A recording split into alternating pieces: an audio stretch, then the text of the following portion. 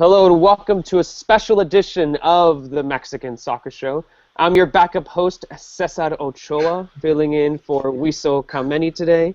Obviously, a Copa del Rey podcast that we got going on today, covering Chivas and America, the big, huge, arguably, easily the biggest rivalry match in Mexico.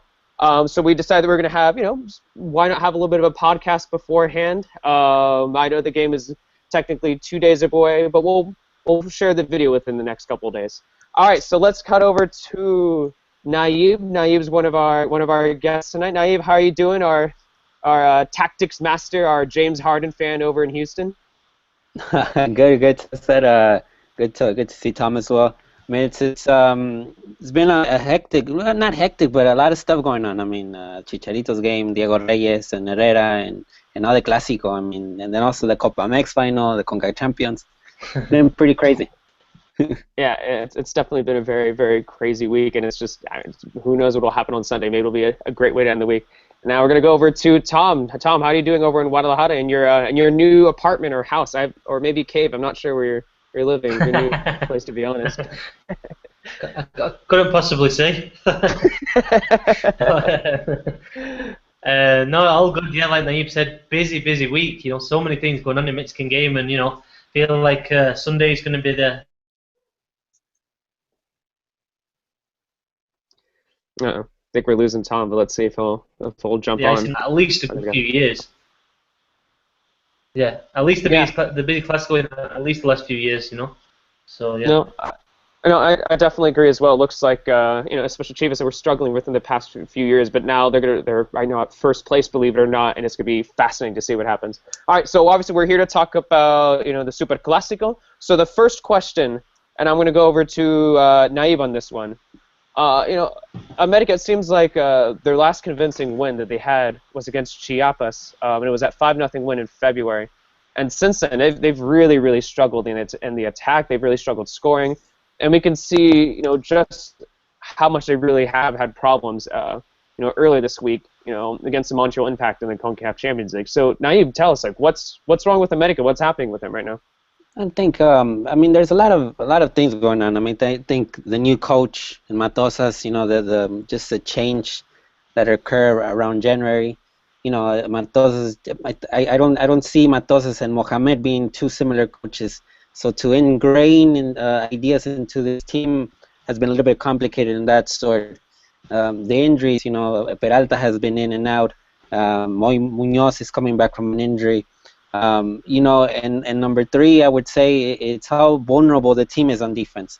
The attack sometimes seems to work and click, but we saw with Montreal Impact in the first half, the first 45 minutes, how they were able to kind of see those openings that the defense has had. And of course, the defense against Montreal wasn't per se the top defense that America has available. But it will be interesting to see how stable the defense will be against Chivas. That's really quick with Fabian, with Brizuela. Take advantage of that. But I think the main problems has been injuries, catching Matosas' new ideas to the team. It's going to take a while. And we will see in this match. I mean, playing two tournaments is also not easy. I mean, playing Liga MX and then going to Costa Rica and all that stuff, that also takes a toll on the team. Yeah, I definitely agree with you on the injuries. I think one player who's had, I think, almost like man of the match performances multiple times this season is Muñoz. And with his injury, I think that really set America back. But he'll be back. It looks like he's going to be healthy for Sunday, so maybe he might be the difference maker this weekend. We'll see. But Tom, what are your thoughts on America's current situation? Yeah, I mean, just to add a bit on there, I think that also someone actually mentioned it on my Twitter, so I can't take full credit. But I mean, brought it up and just doing a bit of research. I mean, you've got America have made 3 of the last 4 finals. You've got a healthy number of players in America's squad that are internationals. You've got them playing different tournaments. I mean, a lot of these players at America haven't had a break for a long time. So I think we have to, factor that into the equation as well. We're coming now to the tail end of the season. The injuries mixed in there, the CONCACAF Champions League, and I think it might be catching up with them. But I think that's probably not the biggest percentage of why America are so inconsistent at the minute.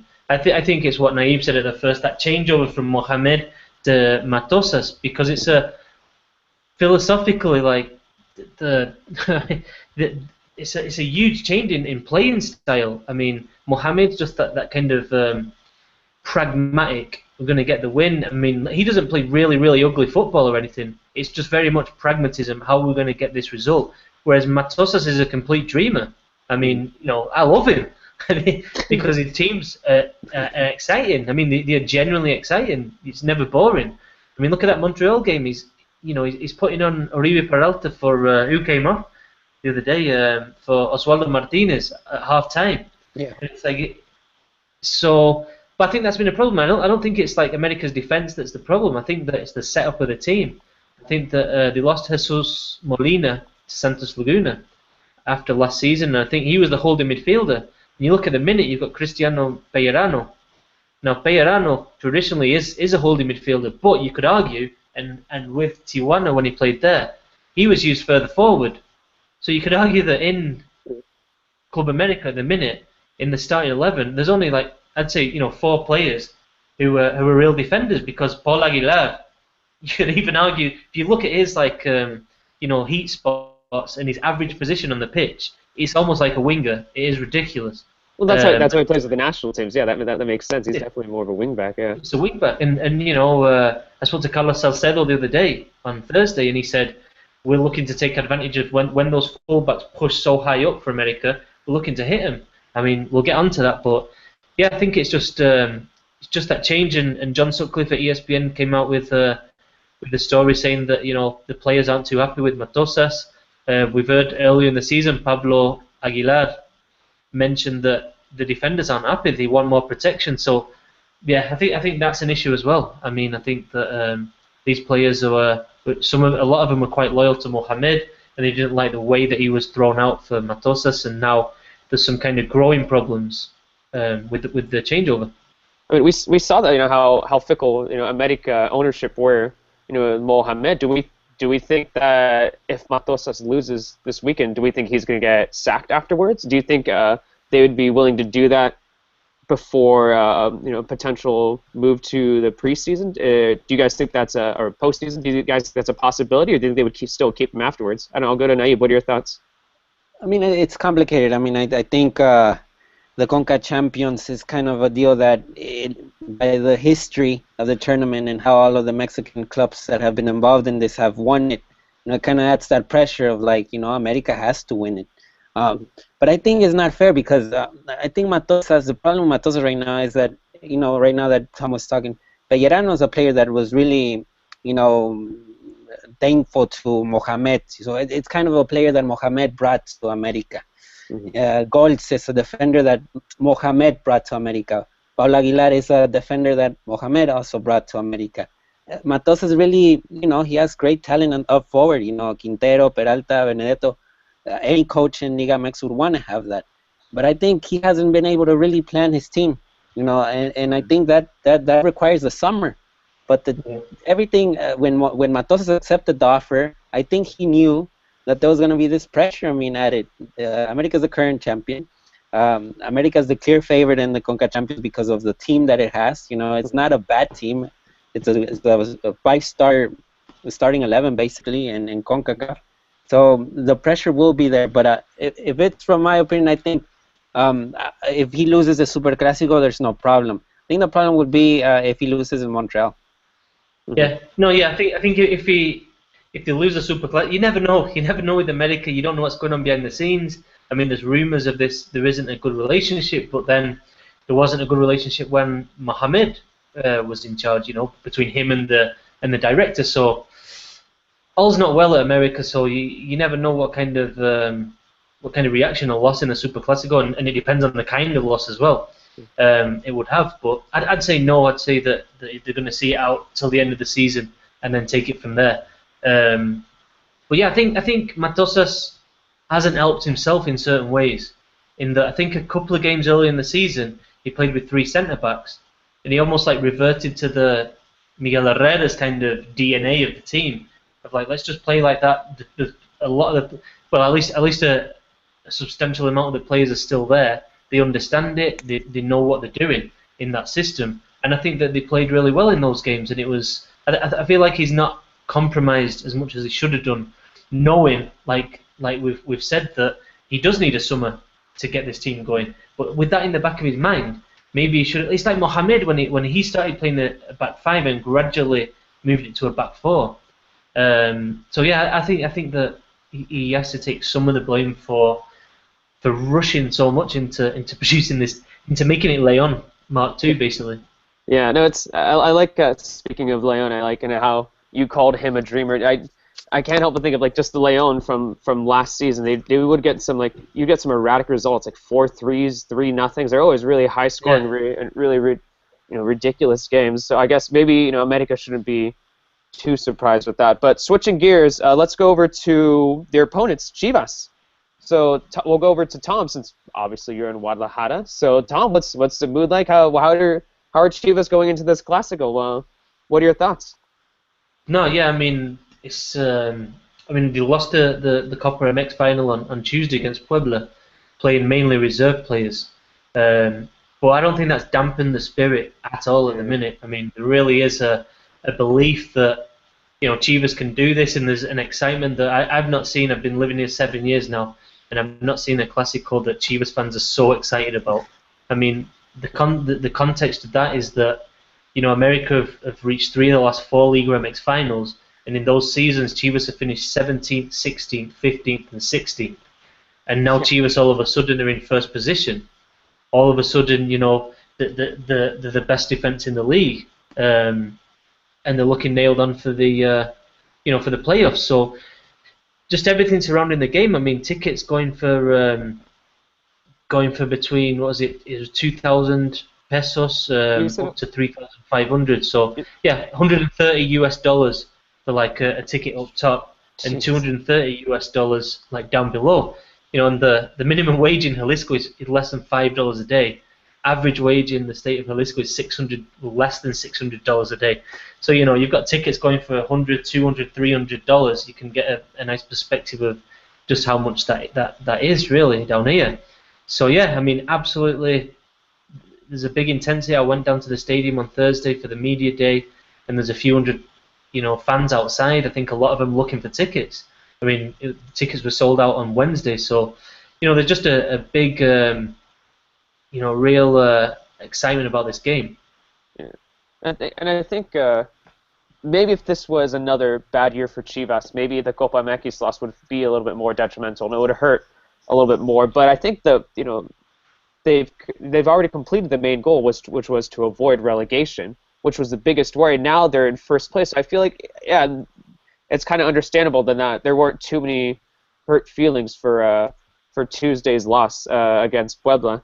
But Naib, we'll go over to you. Naib, what do you think about Chivas? What do you think about their current momentum? How do you feel that they're going to be going into this game? No, I'm not going to be straight up. I mean, I got them as a clear favorite in the game. The reason for that is, I mean, there's a stability that it's.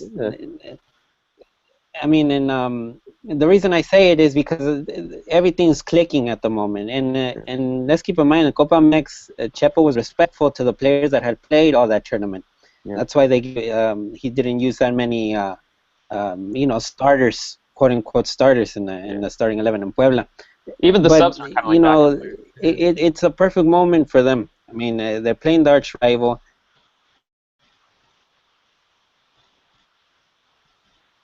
No, I think we lost Naif for a little bit there, but let's see if he jumps back on.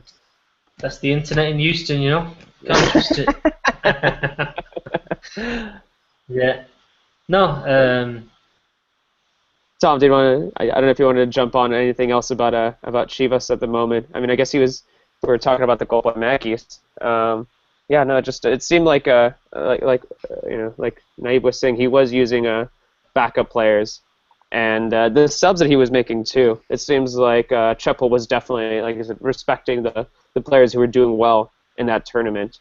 So I think he is resting a few of those options, most of the best options for this Sunday's game. And do you think that? What do you think would be bigger? I mean, this might be an easy answer, but do you think that it would be much more worthwhile to beat America, or would it be much more worthwhile to get a Copa MX trophy? I know it seems like an easy question, but It does seem to be easy, but think of it this way: the Copa MX can lead to Copa Libertadores, yeah, and for a club like Chivas, the size of Chivas, it's built on not just winning league titles, but taking it beyond the borders. You know what I mean? yeah, Because they do obviously think of themselves as a really big club. So yeah, I mean, I think the Copa MX thing. I think it's now, going down to the stadium on Thursday and speaking to the players, it was just like all the attention with that was like behind them, and now it's like moving forward to the Clásico. But yeah, I mean, it was disappointing for Chivas, no doubt about it. But yeah, I mean, as soon as and I think the other thing is he did rest a few players. I mean, because of injury, sorry. I mean, yeah, Salcedo I think had a knock. Um, Pereira, I think, as well had a bit of a knock, and so yeah. I think he was like kind of just making sure that they were 100% fine. But I think now he's back to pick up Yeah. where he left off. Yeah, Naeem, we Yeah. lost you very early in the beginning. So go ahead and say what you were saying at first. And I mean, I think what I was saying a little bit about how he gave respect to the players that had played in the Copa Mix, Mhm. and how I see the team as the clear favorite in a way, because everything's clicking. I mean, I think the bench is a pretty. I think Chivas has a good bench right now in Liga MX with Enigris, Cubo, Arce coming on the bench. Those are luxuries basically, and Yeah. also. Um, like Tom was saying in the beginning, everything seems to be clicking. When Chivas is winning and it's playing good football, all the masses come, and you see Yeah. them, all this support comes out of nowhere that was not there a couple of months ago. And I think for the most part, it's because of the good football that they've been showing. And I think Chepo has been able to bring the team together, a strong block from defense all the way to the forwards. And, I think players like Fabian and Deditos Lopez can have a good game on Sunday.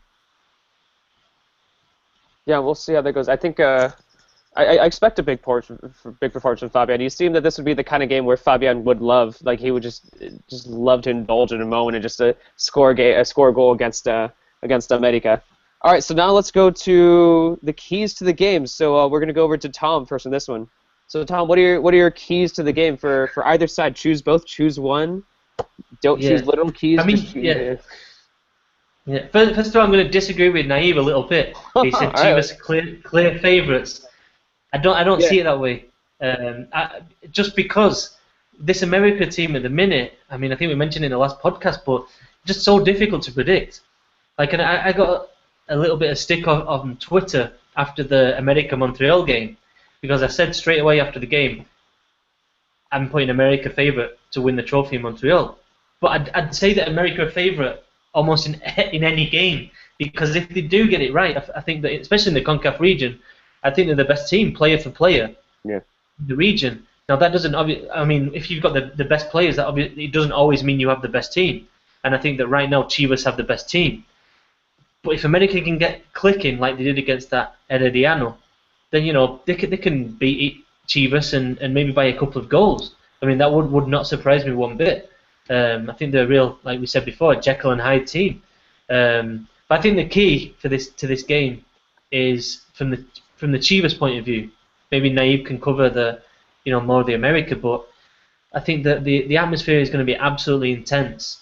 Yeah. The Chivas fans are absolutely going to be braying for their team to go out there and score goals, and I think that the key is the players keeping the cool and playing America exactly how we know they don't like to be played, which is what Montreal did, especially in that first half, which is what Querétaro did, and that's sit back, be really solid, a couple of banks of four, or a bank of four, a bank of five, and hit them on the counter attack because sometimes America create their own problems. They throw so many players forward that you just have to wait for your opportunity and you have to be patient. And I think that with the adrenaline and the intensity of the atmosphere, can Chivas' players, can they be so disciplined? I mean, Chepo will be absolutely demanding it. Like I said, I spoke to Ponce and Salcedo, and both of them said it. The American fullbacks go real forward. They've been watching the videos of the team, and they think they can do damage basically on the transition. When America lose the ball, Chivas can hit them on the counter attack.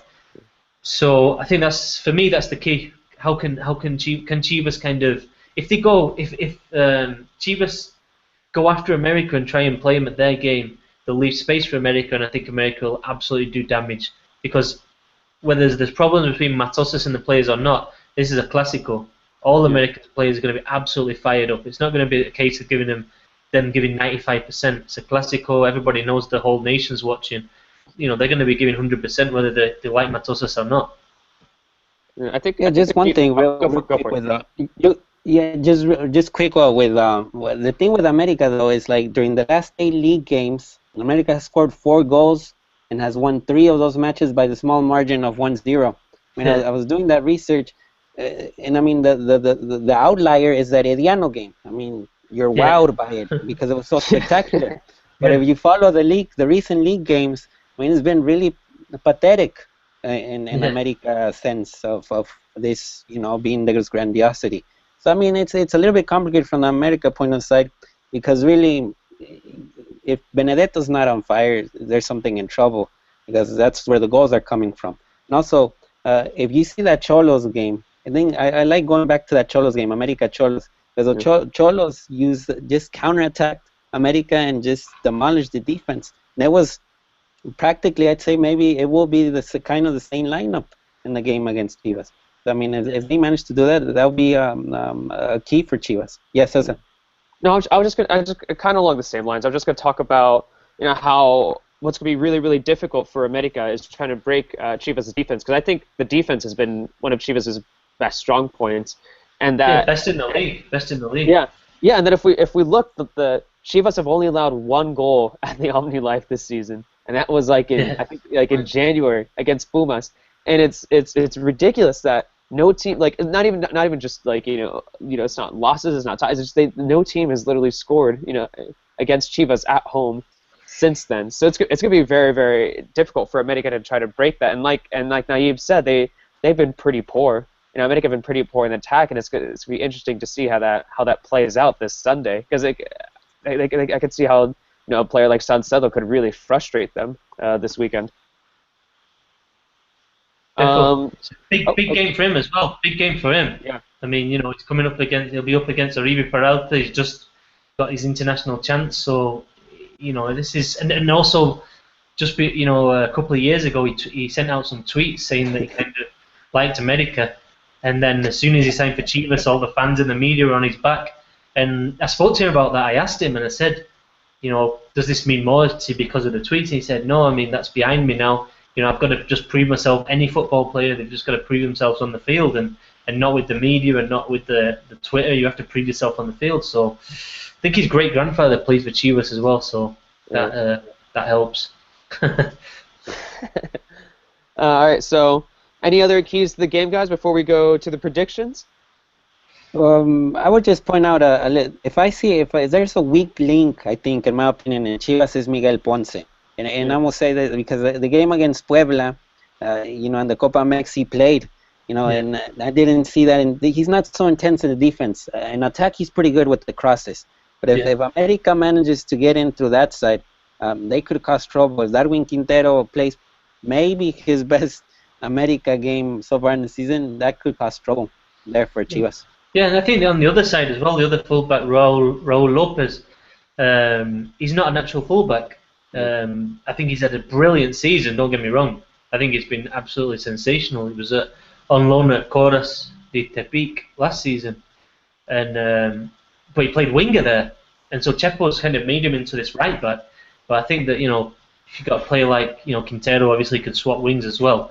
I think Quintero will be looking to do damage. If he's not getting any luck with Ponce after 20 minutes, I'm sure he'll be trying to find a way through Raul Lopez.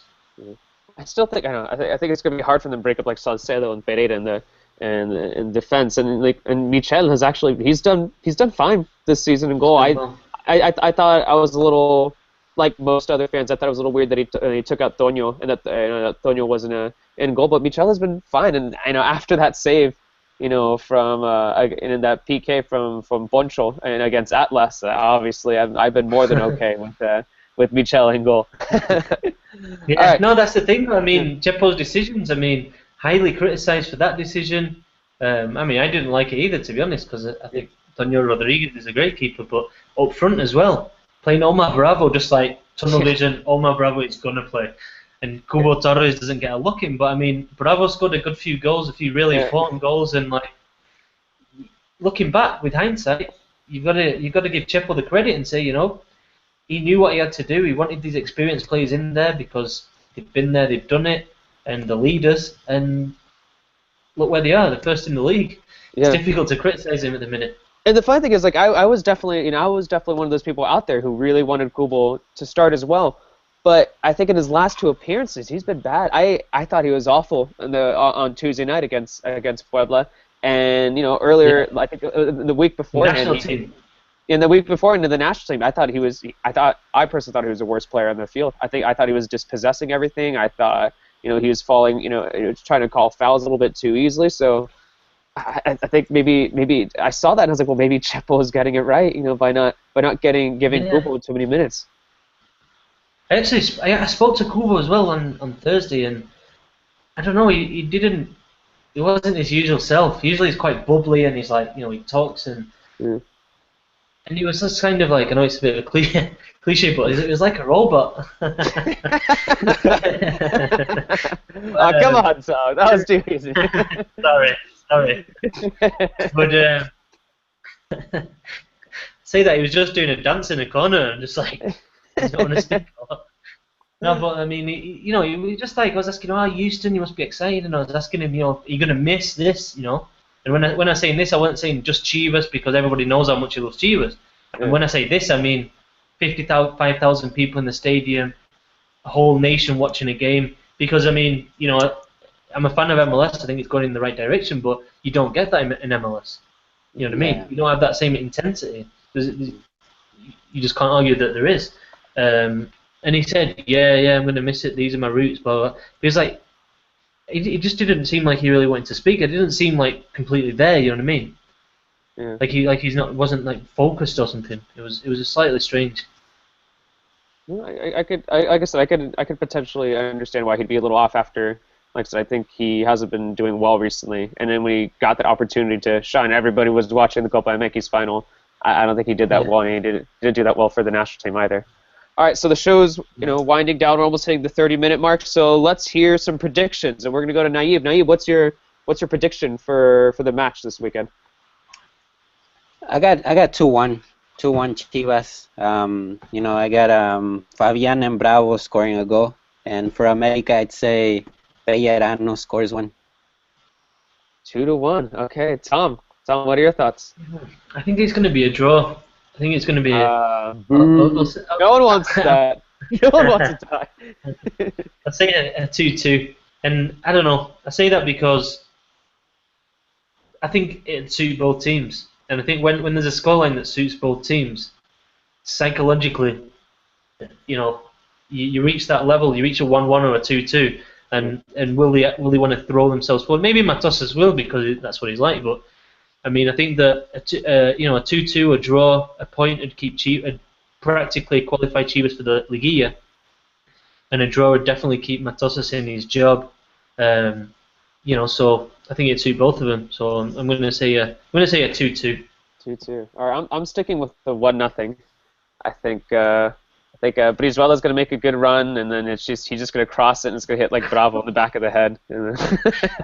Bravo is 2 goals away. It's right, two goals away from tying. That's right. I forgot about the all-time list for Chivas. I forgot about that. Yeah. So he could potentially tie it against America. That'd be add a little bit more of. Yeah. Well, maybe he'll. I'm hoping for.